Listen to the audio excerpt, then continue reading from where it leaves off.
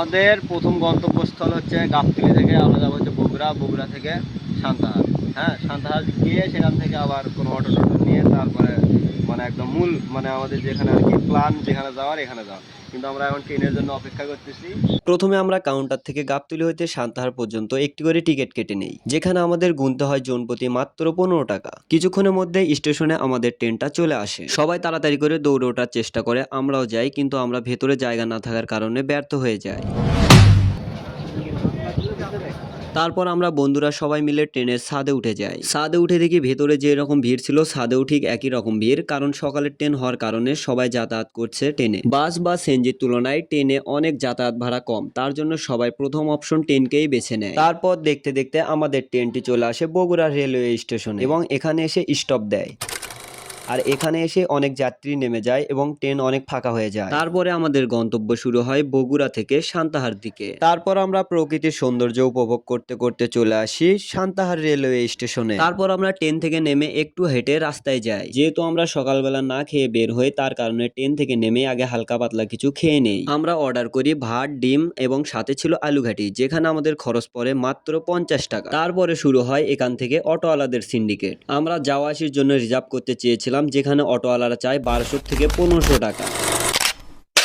তারপর আমরা স্ট্যান্ড থেকে একটু সামনের দিকে আগায়া যাই এবং সিরিয়ালের গাড়ি নেই না। আর আপনারা যে অটোই নেন না কেন অবশ্যই তাদের সাথে কথা বলে নেবেন। আমরা যে অটোটা নিয়েছিলাম সে মামাটা অনেক ভালো ছিল, আমাদের সাথে অনেক সুন্দর ব্যবহার করেছে। আর মামা আমাদের রকেটের গতিতে নিয়ে চলে আসে সেই ভাইরাল হাসাই গাড়ি বিলে। আর আমরা অটোর যাওয়া আসি ভাড়া রিজার্ভ করি মাত্র 800 টাকা দিয়ে। ঠিক কিছু অটোওয়ালারা যেমন, এখানকার নৌকাওয়ালারাও ঠিক তেমনই করে। আপনি এখানে এসে যাই করেন না কেন অবশ্যই তাদের সাথে কথা বলে নেবেন, না হলে পরে বিপদে পড়ে যাবেন। আমরা অনেক খোঁজাখুঁজির পরে একটা মামার সাথে কথা বলে নেই, যেখানে আমাদের 1 ঘন্টার জন্য গুনতে হয় মাত্র 500 টাকা। আমরা সবাই এক এক করে নৌকাটিতে উঠে পড়ি এবং আমাদের নৌকাটি রওনা হয় সেই ভাইরাল গাছটির দিকে। তারপর সত্যি কথা বলতে গেলে এখানকার ভিউটা ছিল একদম অসাধারণ।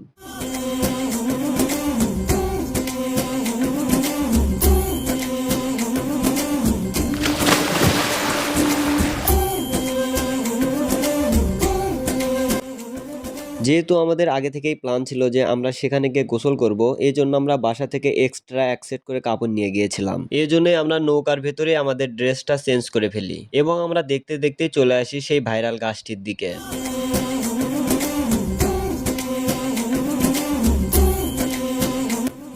তারপর আর কি সেই গাছটির কাছে এসে আম তো অবাক, আর অবাক হবই না কেন, গাছের থেকে মানুষই বেশি।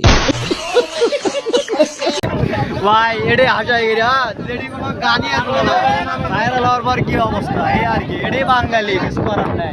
তারপর আমাদের নৌকাটি সেই গাছের সাথে বাঁধে এবং আমরা সবাই এক এক করে গাছে উঠে যাই, লাফ দেওয়ার জন্য প্রস্তুত হয়ে যাই।